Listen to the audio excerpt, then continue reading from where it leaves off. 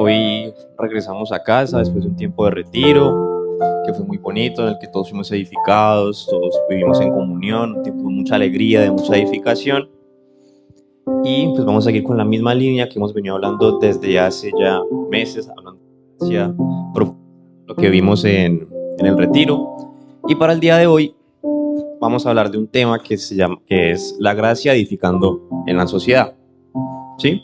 Entonces, cuando empezaba a pensar primero como dónde dirigir este tema, meditando en Dios, sabiendo dónde me quería llevar Él para impartir hoy a la congregación, primero empezaba como identificando que muchas veces cuando nuestra fe se encuentra con la sociedad, muchas veces nuestra fe no se manifiesta en una transformación a otros, sino que se vuelve como una serie de preguntas y respuestas, como si tuviéramos que dar razón de nuestra fe, y eso en sí no es nada malo, pero muchas veces como esos movimientos de apologética, que es muy interesante, empieza como a resumirse en preguntas de lo que hacemos y que no hacemos. Entonces cuando hay alguien que dice ser cristiano, que manifiesta a Cristo en su vida, que lo tiene como el centro, y sale a la sociedad y empieza como a impartir de eso, no le preguntan como la verdad de ese evangelio, sino que le preguntan como la iglesia que no te deja hacer, ¿sí? O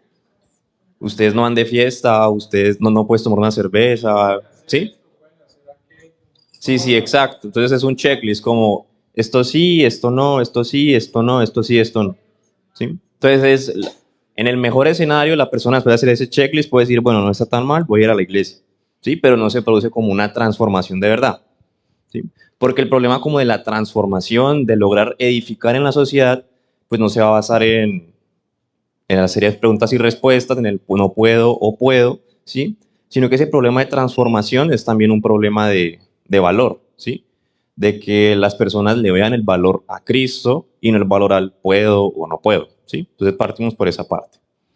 Entonces, porque nuestra meta nunca va a ser que todo el mundo en toda la tierra sea asistente de una iglesia, ¿sí? Porque qué bonito que nos congreguemos, pero el punto de edificar en la sociedad no es tener todas las iglesias locales del mundo llenas, ¿cierto? Entonces, lo que vamos a ver que la transformación va a hacer que las otras personas que no han conocido a Cristo puedan verle valor a Él y verle valor a lo que Él le ha dado valor, ¿sí? Entonces, eso tiene que empezar por nosotros mismos, ¿sí? Si Él le ha dado valor a su iglesia, si Él le ha dado valor a su santidad, si Él le ha dado valor a su Hijo, y yo no vivo en una vida que realmente refleje ese valor, pues en la sociedad tampoco va a ser transformada, tampoco nadie va a ser edificado a través de mi vida, porque no tengo el valor real que debo de darle a esto. ¿Sí? Entonces va a ser un proceso que va a tener que trabajar primero con nuestras mentes, ¿sí? Como vemos en la prédica pasada, con la fe de nosotros a través de la relación y el vínculo con Él.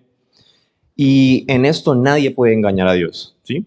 Y para que veamos eso puntual, quisiera que vayamos a Juan 13, del 1 al 9.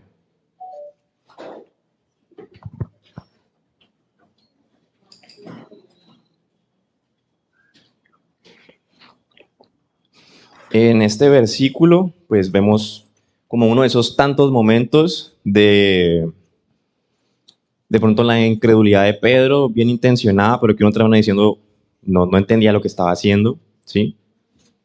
Y dice, antes de la fiesta de Pascua, sabiendo Jesús que su hora había llegado para que pasase de este mundo al Padre, como había amado a los suyos que estaban en el mundo, los amó hasta el fin.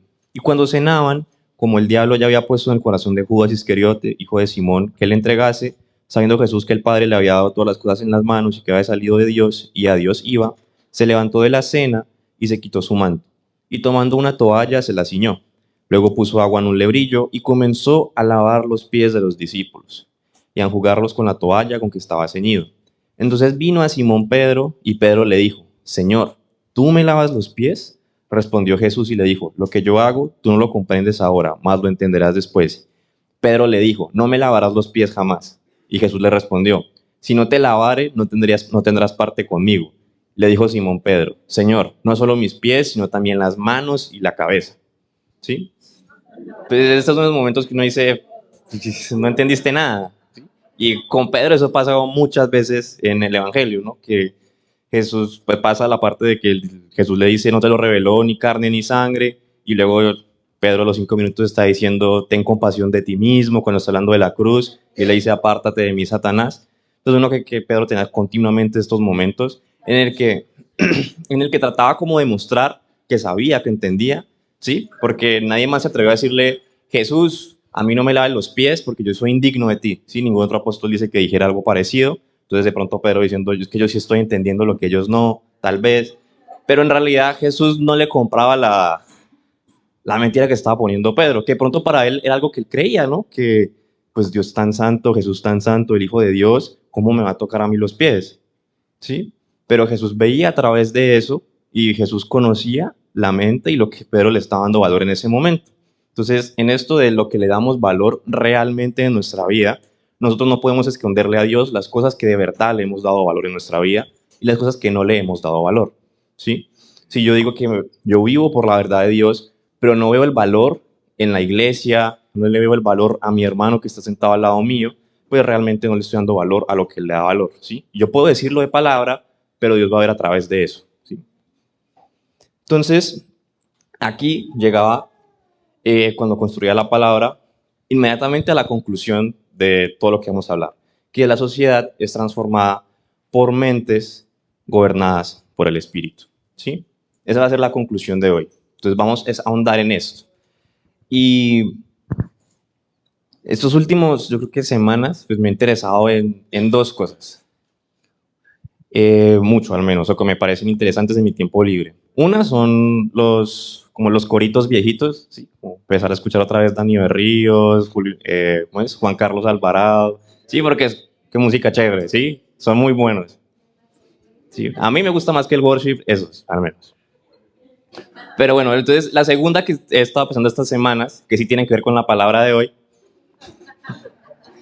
es como en todo el tema de las traducciones y de como la parte de la traducción de la Biblia, cuando estaba en hebreo, en arameo, cuando estaba en griego, ¿sí? Porque pasa algo y es que muchas veces las palabras pues tienen como un valor que no se consigue como transliterar a otro lenguaje. Por ejemplo, en el retiro veíamos como de manera chistosa cuando ahorita estaba dando el devocional, muy lindo, hablando de la familia, cuando ella dijo pechurria, dijo cocacho y todo el mundo se rió, pero sí, sí, te amamos mucho, Glorita.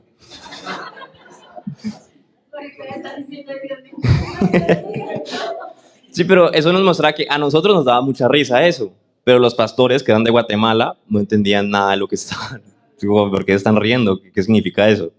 ¿Sí? Porque hay palabras que, esas palabras, aún siendo del español y hablando ambos español, los pastores de Guatemala, el pastor La Rosa y el pastor Jorge, y nosotros español también, era un idioma que tenía como esas características tan puntuales y como estas expresiones idiomáticas de cada nación, ¿sí? Y cuando son dos lenguas diferentes, esto es aún más exponencial. Entonces yo trataba de ahondar primero, pues que veía que la conclusión era que una mente gobernada por el espíritu es la que transforma el mundo. Entonces me preguntaba entonces, ¿y cómo entiende la palabra a la mente? ¿Sí? Entonces trataba como de buscar de pronto lo de la ley de la primera mención, para ver cómo lo trabajaba desde el principio, y veía que en hebreo no hay una palabra que signifique mente puntualmente, ¿sí? Entonces se utilizaban muchas series de palabras, y descubría una que era la palabra levab, ¿sí? Y esta palabra es la palabra que significa corazón en hebreo, ¿sí? Es corazón como el órgano corazón de nosotros, ¿sí? Pero entonces veía eso, pero también hay como la traducción de eso, si bien significaba como el órgano corazón, tenía un valor distinto, ¿sí? Porque para nosotros el corazón puede ser la fuente de los sentimientos, la fuente de las emociones. Uno puede decir el corazón de algo es la esencia de ese algo, el núcleo de ese algo, ¿sí? Porque las cosas no solo significan como el significado automático. Y esto también pasaba en el hebreo, que la palabra corazón tenía un significado aún más profundo y ya no solo hablando de los sentimientos, ya no solo hablando de emociones, sino que el corazón también dejaba de algo como de pensamientos y de voluntad, ¿sí? Entonces por eso cuando a veces en la palabra en nuestro español se dice mente, la palabra en hebreo está diciendo corazón, ¿sí? Pero porque se entendía de una manera que tenía que ver con la mente de este corazón. Sí, entonces nuestra lengua pues estaba condicionada por pensamientos como por ejemplo, que veía esta frase que dice, el corazón tiene razones que la razón no entiende. ¿sí? Entonces, vemos como el corazón como algo ajeno al pensamiento, a la razón. Entonces, cuando alguien se guía por el corazón, estamos diciendo que está tomando decisiones como bobas porque no las está pensando. Sí, emocionales. Pero de pronto desde el significado de la palabra, como el corazón también tiene que ver con pensamiento, con la voluntad, cuando se dice que se toman decisiones a través del corazón, no significa eso mismo que para nosotros, ¿sí? Por ejemplo, hay un teólogo que se llama Pascal que afirmaba lo siguiente respecto al corazón, que dice, el corazón contiene los primeros principios que nuestra razón no puede refutar, porque no los puede conocer. Por ejemplo, sabemos que no estamos soñando ahora mismo, pero no podemos probarlo racionalmente, ¿sí? Entonces, de pronto esta frase malentendida nos lleva como a considerar que la razón y corazón no tienen nada que ver uno con la otra. Pero lo que está diciendo es más profundo. Está diciendo que los principios que conducen aún nuestra mente, aún nuestros pensamientos, no se originan en nuestros pensamientos, sino que vienen de algo más profundo, que es este corazón, ¿sí? Como un poco más abstracto aún. Entonces, toda persona razona desde ciertos fundamentos que tiene como ciertos, ¿sí? Razonamientos que de pronto no ha demostrado racionalmente, y yo voy a explicar eso más lentico para que podamos entenderlo bien, ¿sí? Sino que hay pensamientos o razones que ya da por verdades y luego de allí empieza a pensar, ¿sí? Entonces, antes de pensar ya tenemos algo como cierto y de ahí es que empezamos a elaborar lo que sea que estemos pensando. Entonces, poniendo un ejemplo, digamos, hay dos personas que están hablando y, no sé, digamos, ese ejemplo lo vamos a ir en el grupo de jóvenes, que se comió el último perro caliente a alguien y yo quería el perro caliente. Entonces yo le digo, Samuel se lo comió. No. Entonces yo le digo a Samuel, eso es injusto. Y que él me diga de pronto, no, eso no es injusto. ¿Sí? Entonces, ambos estamos conversando de lo que es justo y lo que no es justo porque tenemos una como idea de justicia a la que ambos apelamos. Sí, yo puedo decirle, esto no es justo por esto, esto y esto, porque estoy como apelando a un abstracto de lo que es la justicia y desde ahí le razono. ¿Sí? Mi argumento de que eso no es justo viene de algo que yo he dado por verdad antes, que es como este entendimiento como abstracto de la idea de la justicia. ¿Sí? Entonces, esas son las verdades que preceden a nuestros razonamientos o a nuestros pensamientos que tenemos por ciertos, ¿sí? Entonces, la razón, pues como vemos la frase del teólogo, funciona solo porque previamente damos por sentados ciertos valores o ciertas verdades, ¿sí? Yo le he asignado una definición, de pronto implícitamente, nunca me he preocupado por pensarlo puntualmente, de lo que es la justicia, lo que es la verdad o de lo que es bueno, ¿sí? Y eso la razón no lo crea, sino que lo presupone para empezar a hablar, ¿sí? Entonces, en términos bíblicos, esos presupuestos anteriores al empezar a pensar no nacen de un cálculo lógico, no nacen de mi prodigio racional, sino que vienen de ese levab, de ese corazón, ¿sí? Que está muy mezclado con lo que va a ser la mente. El levab, sí, con V en ambas. Entonces, el centro es donde una persona piensa, quiere y actúa. Ese es el levab, ¿sí? Por eso cuando la Biblia habla de transformación, no habla de cambiar nuestros argumentos, ¿sí? No empieza a cambiar mi argumento de que eso no era justo por esto, esto y esto, sino que va a transformar lo que iba a la idea abstracta de justicia que tenía, ¿sí? ¿Se entiende? Si me dice alguien más que Catarina, sí les creo que no se entiende. ¿Sí? Entonces, algo que aprendimos no era siquiera condicionar un nuevo, una nueva realidad o un nuevo pensamiento. sí, va por ahí. Entonces, la transformación. ¿Qué? Ah, no, yo estoy diciendo que yo. Sí, entonces lo que Dios quiere transformar no es mi argumento, sino es lo que viene antes de mi argumento, ¿sí? Sí, lo que me llevó al argumento, ¿sí? Antes de pensar qué había en mí, antes de decidir qué había en mí, ¿sí? Porque si Cristo se va a manifestar en mis decisiones, se va a manifestar en mis emociones, en mis sueños, en mis metas, pero a todo eso le precede algo, ¿sí? Antes de poner mis metas, ¿qué había en mí? ¿Sí? ¿Qué criterio me guió a querer esa meta? ¿Sí? ¿Qué me guió a yo decidir tal cosa o tal otra? Cuando yo dije, ya no quiero hacer más esto, ¿me guió qué cosa? ¿Me guió la vida de Cristo o me guío de pronto mal guiado, simplemente me restringo de todo porque los placeres son malos, que eso no es verdad y eso no está fundamentado en la palabra, ¿sí? Vale, entonces, estos principios que preceden a lo que pensamos no son ilógicos ni tampoco son irracionales, ¿sí? Entonces, esto malentendido llevó a que pensáramos que el corazón era como estar basado en cosas cambiantes cada momento, ¿sí? Porque hoy siento una cosa, mañana otra, y si bien es cierto, no significa que lo que estaba en nuestro levab, como lo entendían en el hebreo, fuera ilógico o fuera irracional, ¿sí? Este corazón no era ilógico ni irracional, sino que era fundante de todo lo que iba a ser la razón y todo lo que iba a venir después, ¿sí? Son ese lugar desde donde pensamos, desde donde deseamos y desde donde decidimos, ¿sí? En, entonces, en este lugar habita la voluntad, habitan los pensamientos que van a orientar toda nuestra vida, ¿sí? Aquí, por ejemplo, solo para poner una lista de en qué lugares de la Biblia se utilizaba esta palabra levab, pues voy a anunciar algunos. En el Antiguo Testamento, para hablar del corazón, como. Entonces, lo nombraba primero como el centro de las actividades físicas, porque lo nombraba como el órgano físico del corazón, ¿sí? En Primera de Samuel 25:37 dice, pero al cabo de unos 10 días, Jehová hirió a Nabal y murió. Y cuando oyó Abigail que Nabal había muerto, dijo, bendito sea Jehová, y su corazón se quedó como piedra delante de él. Ahí hablando de un órgano físico que había fallado, ¿sí? Luego también, sí.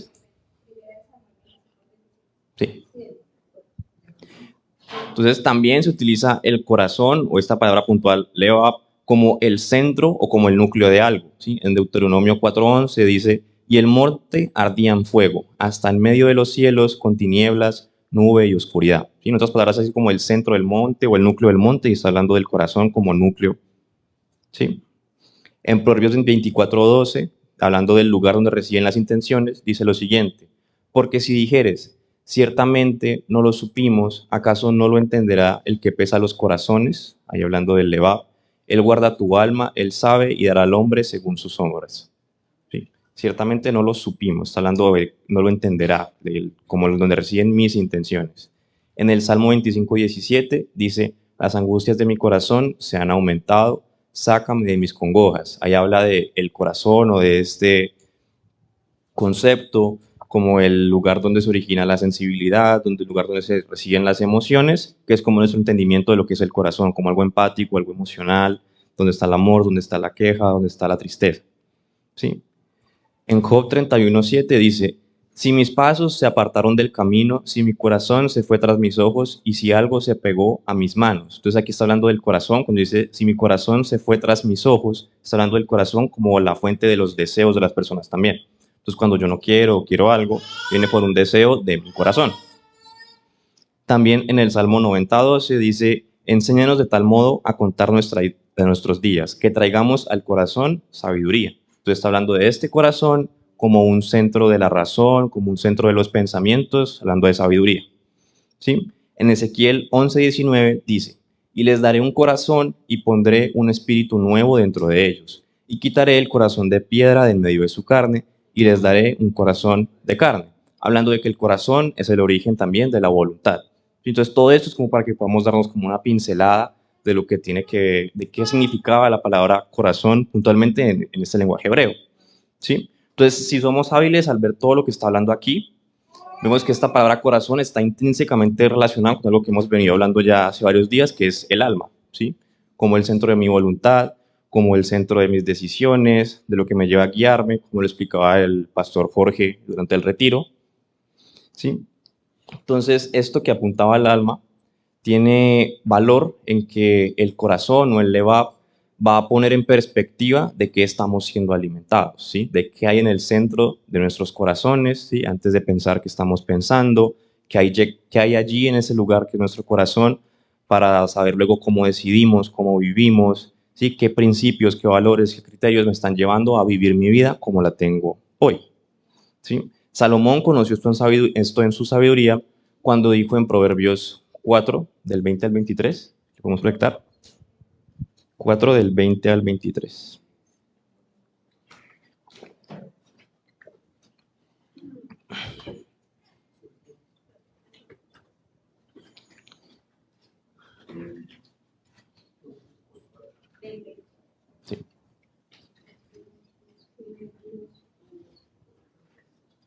Listo. Dice, hijo mío, está atento a mis palabras, inclina tu oído a mis razones. No se aparten de tus ojos, guárdalas en medio de tu corazón, porque son vida a los que las hallan y medicina a todo su cuerpo. Sobre toda cosa guardada, guarda tu corazón, porque de él mana la vida. ¿Sí? Entonces aquí está hablando de algo muy puntual, y es todo un proceso, de que nuestro corazón debemos alimentarlo de un algo. Aquí Dios en su sabiduría, y esto pues Proverbios es un libro de sabiduría, ¿sí? Un libro que no propone leyes de cómo funciona el mundo, sino que propone sabiduría de cómo vivir en el mundo, ¿sí? Y en este libro de sabiduría que registra Salomón, está diciendo, alimenta tu corazón de la palabra, ¿sí? Entonces, alimentarnos de la palabra, el corazón, porque del corazón sale la vida, ¿sí? Entonces, cuando diagnosticamos como todo este proceso de cómo está nuestro corazón, porque recordemos todo esto que estamos viendo, es para ver qué cosas estamos valorando, si realmente las estamos valorando y si vivimos desde una mente transformada. Entonces, podemos ver que tal vez sea difícil a día de hoy saber si me estoy alimentando bien o no, ¿sí? Es difícil uno decir sí, yo creo que sí, porque uno, pues, de pronto por instinto ya que estaba comiendo bien, ya hablando de la palabra, el corazón, aún puede ser natural. Uno cuando está pues en este mundo, ya hablando de como la comida física, uno dice, yo creo que como bien. Yo creo que la mayoría de personas dicen, yo como bien, ¿sí? Pero luego, si estoy subiendo de peso, si tengo problemas de colesterol, si tengo problemas, no sé, del estómago, ansiedad, lo que sea, de sueño, pues estoy viendo que de pronto no estoy comiendo bien, ¿sí? Entonces, para saber si estoy comiendo bien, voy a un diagnóstico externo primero para saber, uy, esto no es, la comida que estoy comiendo no está reflejando una salud que yo pienso que tenía. De la misma manera, hablando del corazón, para saber si nos estamos alimentando de la palabra, pues tenemos que diagnosticar primero en honestidad la vida, ¿sí? Del corazón emana la vida. Ahí no está diciendo en el proverbio que del corazón solo emana la vida de Dios, sino que es lo que de tu corazón emana la vida. La que sea que tengas, sale de tu corazón, ¿sí? Entonces, ¿qué inclinaciones tengo en mi vida? ¿Qué desafíos tengo a día de hoy? ¿Qué cosas en mi vida no las tengo como prioridad? Tengo como prioridad el venir a la iglesia, y si la tengo como prioridad, ¿en qué entendimiento lo tengo como prioridad? Si tengo como prioridad servir, ¿cómo lo tengo como prioridad? Porque digo, yo sirvo, pero ¿por qué estoy sirviendo? ¿Sí? Entonces, evaluar mi vida para saber cómo está mi corazón y de qué lo estoy alimentando, ¿sí? Ese es el proceso. Para saber si mi mente, porque recordemos que en ese momento alimentar nuestro corazón es equivalente a nuestra mente, al Levab, ¿cierto? Porque mente era como este concepto de Levab que se traduce como corazón, ¿sí? En Romanos 8, del 1 al 6, si podemos ir, por favor, dice: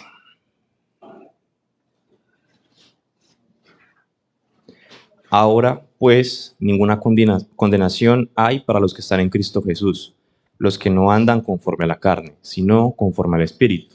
Porque la ley del Espíritu de vida en Cristo Jesús me ha librado de la ley del pecado y de la muerte. Porque lo que era imposible para la ley, por cuanto era débil por la carne, Dios, enviando a su Hijo en semejanza de carne, de pecado, y a causa del pecado, condenó al pecado en la carne, para que la justicia de la ley se cumpliese en nosotros, que no andamos conforme a la carne, sino conforme al Espíritu. Porque los que son de la carne piensan en las cosas de la carne, pero los que son del Espíritu en las cosas del Espíritu. Porque el ocuparse de la carne es muerte, pero el ocuparse del Espíritu es vida y paz, ¿sí? Entonces, la vida que tenemos es una consecuencia última de cómo hemos estado alimentando nuestro corazón, ¿sí? De ahí podemos regresar a nuestro corazón. Yo no puedo empezar por evaluar qué estoy comiendo si primero no estoy viendo qué estoy viviendo, ¿sí? Entonces, en ese momento podemos preguntarnos es hacia dónde me está llevando mi vida, ¿sí? Porque mis decisiones, mis pensamientos, mis deseos, todos construyen un camino, ¿sí? Y mi camino tiene sentido cuando estoy viendo a qué lugar está apuntando, ¿sí?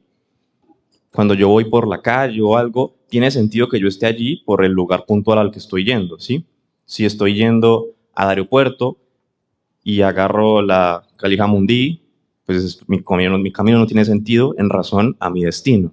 Si mi destino es Cristo, si mi destino es estar con Él, si mi destino es hacer su voluntad, pero mi camino está totalmente contrario a él, mi camino no tiene sentido. Entonces, eso es preguntarnos nuestra vida, que nuestras decisiones veamos hacia qué lugar han estado apuntando. Entonces, vamos a ver un ejemplo de cómo se ve una vida que apunta a Dios para entender entonces un corazón que está ordenado en Él, un corazón que está alimentado en Él y por tanto una mente transformada de las que pueden transformar la sociedad. Y esto lo vamos a ver en el libro de Hechos, ¿sí? El libro de Hechos, pues como sabemos, es un libro histórico que habla de la historia de la iglesia primitiva, de cuando estaba iniciando, y pues para como una línea del tiempo de cómo está escrito el libro de Hechos, inicia cuando Jesús va a ascender, ¿cierto? Y les dice a la iglesia que permanezca en Jerusalén, que cuando llegue su espíritu ya sabrán qué hacer. Luego de eso va a pasar algo que es el día de Pentecostés, que fue lo que profetizó el profeta Joel. Ocurre todo el derramamiento del espíritu y empiezan a hablar en lenguas, empiezan a hacer milagros toda la iglesia, llega lo de las lenguas de fuego por encima, habían personas de todas las naciones y los entendían como si fuera de su propia lengua. En ese día Pedro creo que da un discurso, ¿verdad? Que aquí se cumple lo que profetizó el profeta Joel y se convierte creo que 3.000 personas. Luego de eso son cuestionados por la iglesia y luego son liberados. Luego de eso Pedro realiza la sanación del cojo o el lisiado que estaba afuera del templo, en la puerta de Salomón.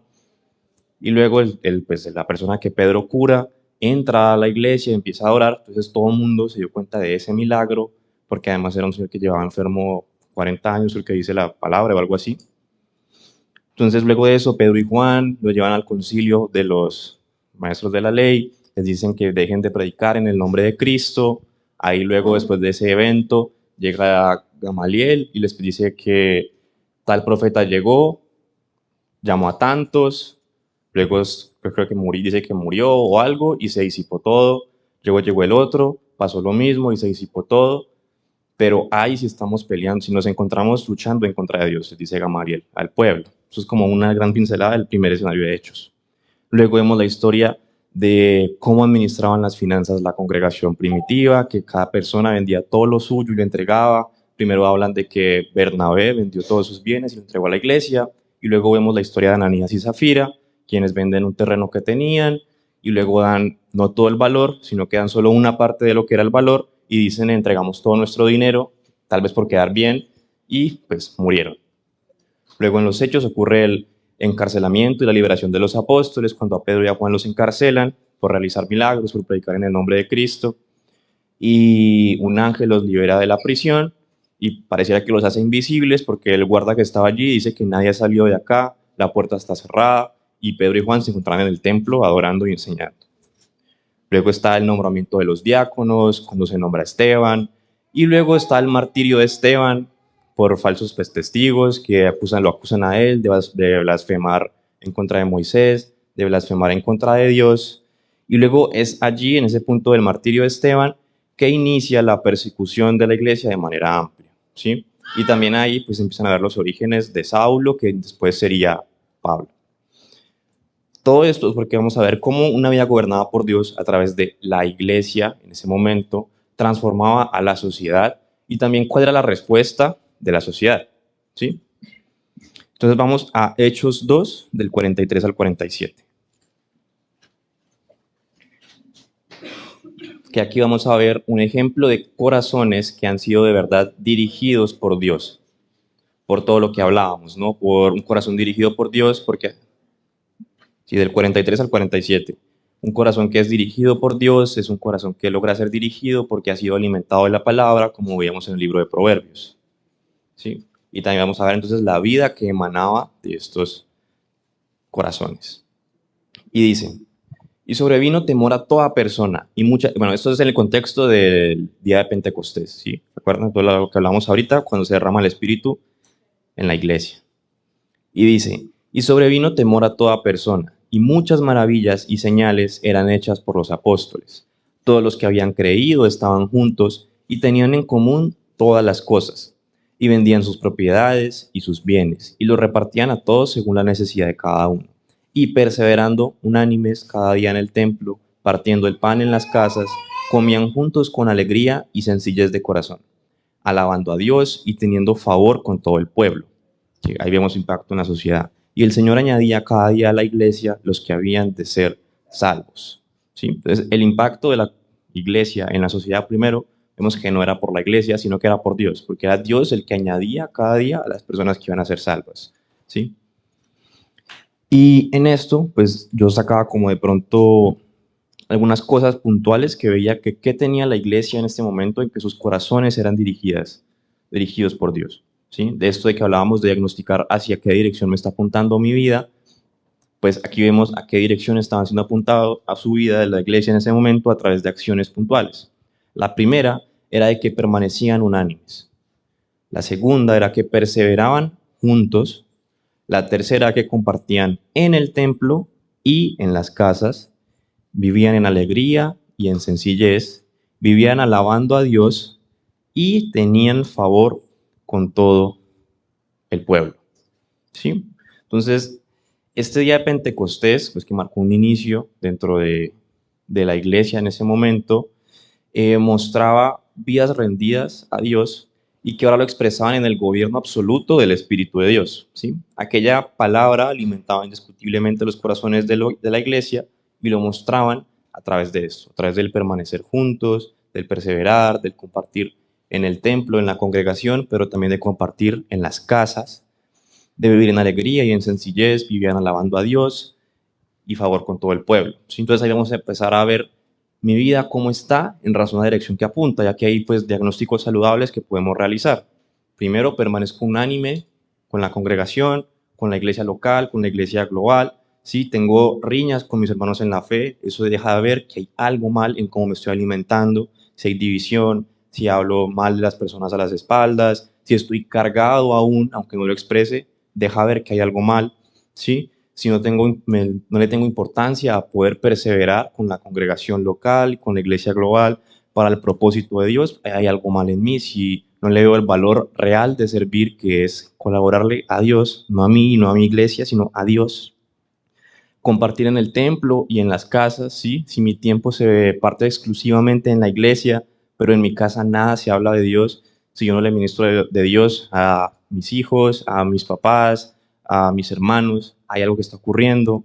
Si de mi casa no es un lugar que es como si fuera un templo, en mi casa no es un lugar en el que otras personas ven a Dios, hay algo que está ocurriendo en lo que estoy valorando, como vemos ahora en la mente, en mis prioridades y en lo que está siendo alimentado mi corazón. ¿Sí? Lo mismo sería alabando a Dios. La alabanza a Dios no era que la iglesia permanecía cantándole a Dios, sino que su vida era una alabanza para Dios. Entonces es algo integral que se dejaba ver por un valor que ellos le habían dado al gobierno de Dios y que se manifestaba ahora en un gobierno absoluto del Espíritu. ¿Sí? Entonces, durante estos pasajes del libro de Hechos, de toda la línea temporal que ahorita veíamos, del día de Pentecostés, de cuando Pedro y Juan estaban del concilio, Ananías y Zafira, hay algo que se repiten mucho, bueno, dos cosas, y era, primero, que vivían como testigos de Cristo. Cuando Pedro y Juan son cuestionados por los maestros de la ley respecto a sus enseñanzas, respecto a lo que estaban hablando, ellos decían, hablamos de lo que hemos visto y de lo que hemos oído, hablamos como testigos de Cristo. Entonces, eso era la iglesia, ¿sí? La iglesia es un testigo de Cristo. Bueno, era y debe ser la iglesia, testigos de Cristo. Y esto deja ver que pues un testigo es alguien que ha conocido los hechos, ¿sí? Y si bien nosotros no somos testigos de Cristo en cuanto fuimos testigos pues, de los hechos en ese momento de la cruz y de toda esta parte, somos testigos de Cristo porque lo hemos conocido, ¿sí? Porque nos hemos relacionado con Él, nos hemos vinculado con Él, ¿sí? Implica que nosotros lo hemos conocido, que lo hemos escuchado y lo hemos visto y por eso somos testigos de su palabra. Y esto tiene que ver con la predica de hace 15 días que hablaba de la fe, que era conocerle a Él, permanecer viéndolo a Él, eso era la fe.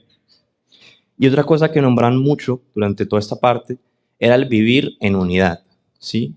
Entendían los vínculos que los unía. Nadie incluso tenía miedo de poder vender todas sus cosas y repartirlas. No significa que tengamos que vender todas nuestras cosas y repartirlas, pero esa cosa que los movió a ellos a hacerlo, sí debe estar en nosotros, ¿sí? Si había un corazón que estaba tan dispuesto a la unión entre la congregación con los hermanos que los dejaba vender todo lo que tenían, ese mismo amor debe estar en nosotros. Y puede que no se manifieste en vender todas las cosas que tenemos, pero se puede manifestar en no tener miedo de hablar con mi hermano, de no tener miedo en decirle las cosas que me están cargando a día de hoy, o de preguntarle qué cosas le están cargando el día de hoy a él, y cómo puedo colaborarle a él para poder vivir aún más en unidad. Entonces, estos lazos que los habían unido entendían que eran lazos de amor, ¿sí? Y no eran lazos de necesidad. Creo que esto lo hablábamos hace unos meses, que la iglesia no se unió por necesidad, sino por amor, ¿sí? Porque si bien yo necesito de mi mamá como pastora, si yo necesito de mi hermana como hermana en la fe, antes de la necesidad hay un lazo de amor que me une a ella. Y aunque haya necesidad, primero hay amor.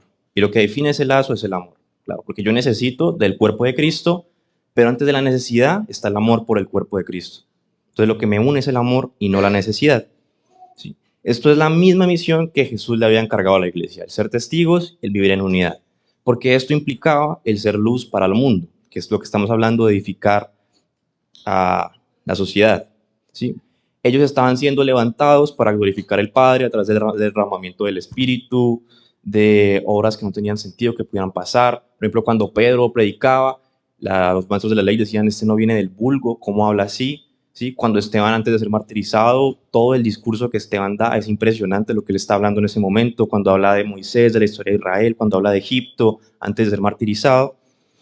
Entonces ellos estaban siendo luz y habían sido levantados para glorificar al Padre y alumbrar a todos los hombres, ¿sí? Pero el cumplimiento de esto, del de haber sido levantados, del ser luz para todos, no estaba en sus propios méritos, sino que el que era levantado era Cristo, ¿sí? Porque el que era levantado es su cuerpo y pues su cuerpo es de él. Entonces era Cristo el que estaba siendo levantado.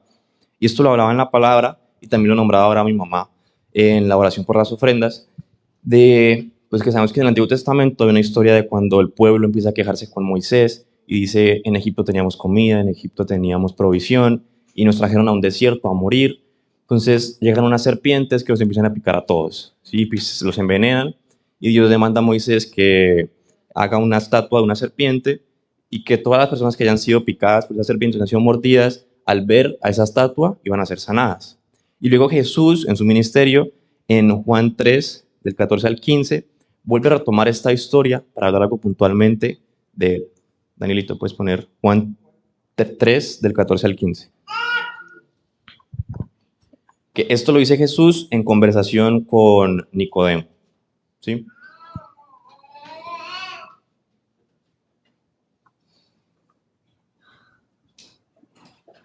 Y como Moisés levantó la serpiente en el desierto, así es necesario que el Hijo del Hombre sea levantado, para que todo aquel que en él cree no se pierda, mas tenga vida eterna. En la palabra muchas veces se equipara el creer con el mirar, ¿sí? El creer y el mirar se equiparan mucho y están íntimamente relacionados.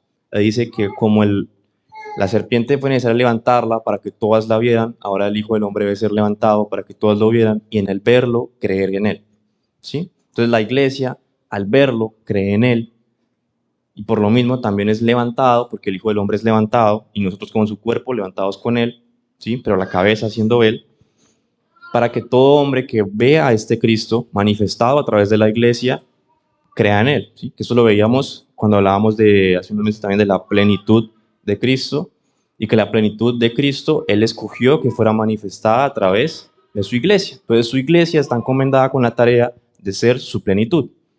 Y como su plenitud, somos levantados para que lo vean a él, para que crean en él, y entonces tenga vida eterna al conocerlo.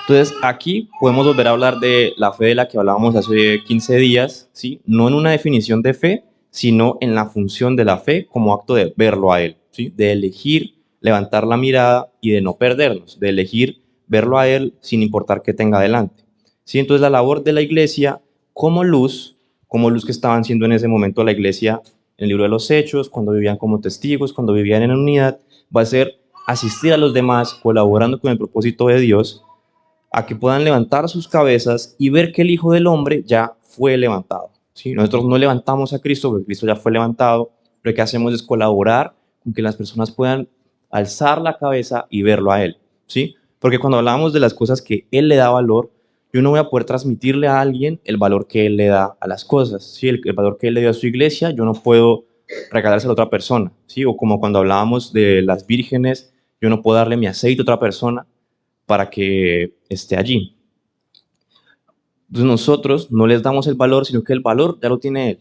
Nosotros ayudamos a que las personas levanten la cabeza y puedan verlo a Él y ahí se den cuenta del valor. Porque Dios, porque Jesús convence solo, ¿sí? Porque la vida de Jesús es atractiva, porque Cristo es atractivo, ¿sí? Pero muchas veces la llenamos de requerimientos que no tienen sentido y eso no es atractivo, ¿sí? Cuando Cristo se vuelve una imposición de reglas, no es atractivo y derrotamos todo el propósito de Cristo que fue salir de la ley, ¿sí? Y capacitarnos Él para cumplir las cosas a través de Él y no a través de nosotros.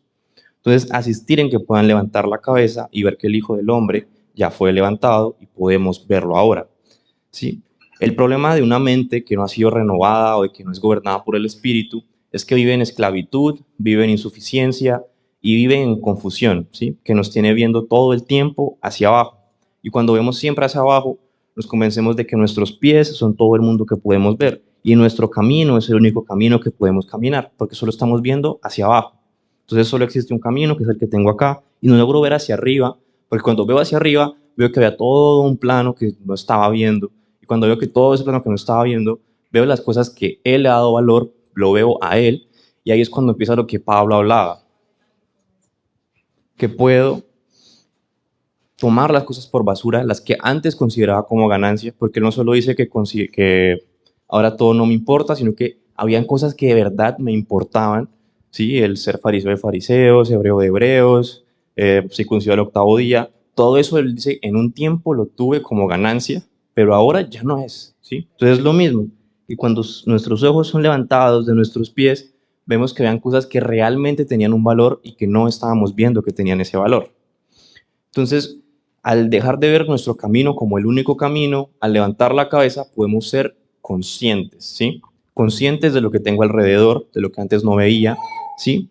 Y la fe no me va a encerrar en una sola vida, ¿sí? Porque a veces vemos que esta vida de fe para otras personas, como lo que vimos al inicio, es el no hacer, el no puedo hacer tal cosa o tengo que hacer tal otra, ¿sí? Entonces, cuando alguien llega con una persona pues, que es cristiana, tal vez le preguntan, ¿y ustedes qué piensan de los gays? ¿Ustedes qué piensan? Eso de la ofrenda te lo mandan a hacer y nos enfocamos en esto, pero la fe no te encierra, sino que antes te engrandece el escenario, te permite ver lo que antes no veía, tu visión es aumentada, entonces podemos ver las cosas por lo que son, ¿sí? La conciencia de las cosas no va a existir por fuera del valor que le doy a las cosas, ¿sí? Por ejemplo, no sé, a la de Juan José, él es consciente de que tiene que llegar a estudiar hoy porque tiene un examen de pronto, no sé, por el valor que le tiene a ese examen, por el valor que le tiene al que le vaya bien en el colegio. Si él no tiene valor a que le vaya bien en el colegio, el examen tampoco va a tener valor y tampoco va a ser consciente de que tiene que llegar a estudiar, ¿sí? Entonces, ahora a estudiar. Entonces, el levantar la mirada es un acto en el que revalorizamos al mundo como lo conocíamos, ¿sí? Y sabemos que en verlo a él está la riqueza más grande, ¿sí? Que es tan vasta que se hace incluso más grande cuando ayudo a que otro lo vea, ¿sí? Y no porque Cristo cambie cuando llega otra persona, sino porque ahora somos dos los que disfrutamos y la alegría es multiplicada, ¿sí? Eso lo veíamos el día de ayer en el grupo de jóvenes cuando hablábamos de la herencia que nos ha sido compartida y veíamos que esta herencia pues se vive como presente en el disfrute de Cristo hoy, como futura, en la esperanza de que las cosas que vienen son aún mejores y también que es una herencia que es compartida. Y una herencia compartida es una herencia que se puede disfrutar aún más, ¿sí? Porque ese es el punto de que seamos iglesia, ese es el punto de que seamos congregación. Y el punto es que edificamos a la sociedad no desde la individualidad, sino desde el ser iglesia y desde la corporalidad. ¿Sí? Pablo identifica en el libro de Tesalonicenses, cuando habla de ellos, es, bueno, una iglesia que había sufrido mucha persecución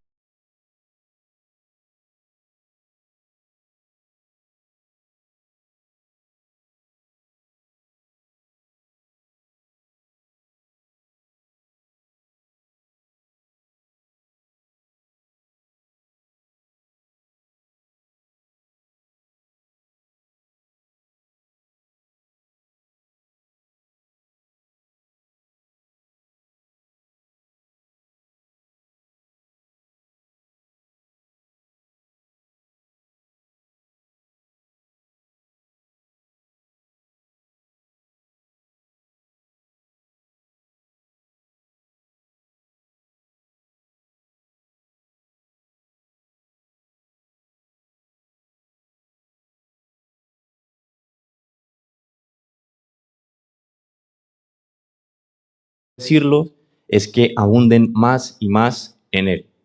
Entonces, la fe, herramienta de consuelo, y el amor era una herramienta de afirmación, ¿sí? Porque les dice, han sido afirmados en el amor de los unos con los otros. Entonces, la fe de mi madre y de la persona que no ha llegado todavía a la iglesia, a Cristo, va a ser consuelo para mi vida, y el amor va a ser una herramienta para afirmar la fe de cada uno. Entonces el consuelo va a ser aún mayor y vamos a estar confortados los unos con los otros, ¿sí? Porque claro que nuestra fe no está fundada en el estar acompañados de otra persona, ¿sí? Porque ese no es el fundamento de la fe. Así como la fe no está fundada en prácticas como yo no creo en Cristo por tomar la Santa Cena, o como vemos últimamente con los bautizos, el creer en Dios no empieza cuando me bauticé, pero todo eso son actos físicos, o de pronto la fe de mi hermano es un acompañamiento que sirve para recordarle al alma, ¿sí? Porque el alma necesita recordatorios constantes de quién la gobierna, ¿sí? Ese es el alimento de la palabra del que hablaba en Proverbios Salomón, de que el alimento en la palabra debe de ser constante, debemos nutrirnos. Porque claro, si yo hoy no voy a la iglesia, no dejo de amar menos a Cristo. Si el día de hoy estaba enfermo y no vine, pues no tiene pues nada que me quite fe, no hay nada que me quite nada, ¿sí? No es el fundamento de mi fe, pero es algo que es necesario que la acompañe, no porque sea un fin en sí misma el ir a la iglesia, no es un fin en sí mismo el que haya alguien sentado al lado mío, no es un fin en sí mismo la Santa Cena, sino que es un medio para que la vida de él exprese y se abunde más. Por eso Pablo les dice que aunque del amor no tienen nada de qué decirles, abunden más en él, ¿sí? Es como que en un examen te pusieran, un examen del amor, les hubiera puesto Pablo 4.9 solo porque nadie puede tener un 5, ¿sí? Y de pronto uno cuando lo ve en las universidades o algo así, uno dice, pues el 5 y ya, qué profesor tan cansón. Pero lo que está diciéndoles Pablo es que ya tienen amor, pues ámense aún más, ¿sí? Porque es la única recomendación que puedo darles de verdad, amarlos aún más, ¿sí? Entonces, esta fe que se vuelve motivo de consuelo y el amor, que es la herramienta más grande de afirmación, hace que la iglesia como luz no esté llamada a brillar por sí misma, sino a llevar a otros a la luz que es de Cristo, ¿sí? Porque es su cuerpo el que edifica la iglesia.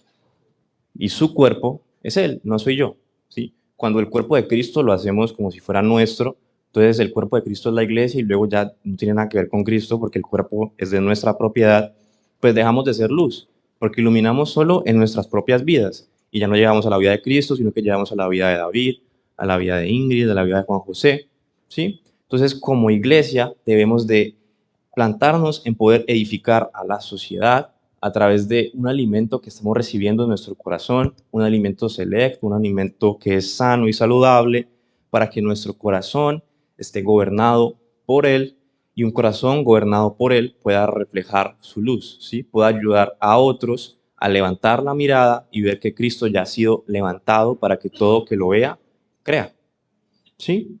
Y esto suena muy bonito, pero va a tener que implicar correcciones puntuales. Va a tener que significar que cuando yo no quiera amar, voy a amar. Que cuando David no quiera perdonar, va a tener que perdonar, porque no se trata de David, ¿sí? Ayer veíamos en el ejemplo de Esteban, Mayrita lo nombraba, y el perdón que Esteban le da a las personas que lo estaban apedreando es el mismo perdón que Cristo en la cruz daba, ¿sí? No era un te perdono y ya, sino que era Dios, haz que esta ofensa no cuente, ¿sí? Ten misericordia de ellos porque no saben lo que hacen, no se lo tengas en cuenta. Entonces, esta no estaba diciendo solo les perdono, sino que sé que el perdón no tenía nada que ver con él, ¿sí? Para Esteban no había ninguna carga con ellos, pero lo que dice es, Dios, por favor, no les tengas en cuenta a ellos esa ofensa, ¿sí? Y sabemos que entre las personas que él dice que por favor no le tengan en cuenta esa ofensa, estaba Saulo, ¿sí? Que luego se convirtió en un apóstol de la iglesia, que escribió más de la mitad del Nuevo Testamento, que sigue edificándonos a nosotros. ¿Sí, mira qué? Ya era tan consciente de la inconsciencia de él. Exacto, entonces una mente que es consciente, precisamente, primero sabe el valor que tiene cada cosa, ¿sí? Esteban entendía el valor del perdón y luego entendía que de pronto hay personas que no le han puesto el valor a ese perdón y no se cargaba con ellos, ¿sí?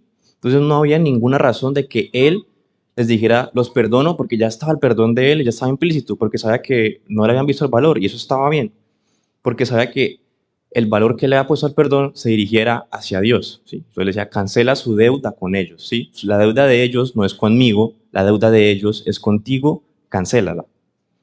E incluso vemos también, como curiosidad dentro de esta historia, cuando Esteban está muriendo, él dice, y levantó la mirada hacia el cielo, lo vio a él, y él fue una de dos personas, bueno, creo que fueron una de las dos personas, me corregirá si no, que vieron la gloria de Dios, porque él dice, y levantó la mirada al cielo y vio la gloria de Dios, ¿sí? Y vio a Cristo al lado de él.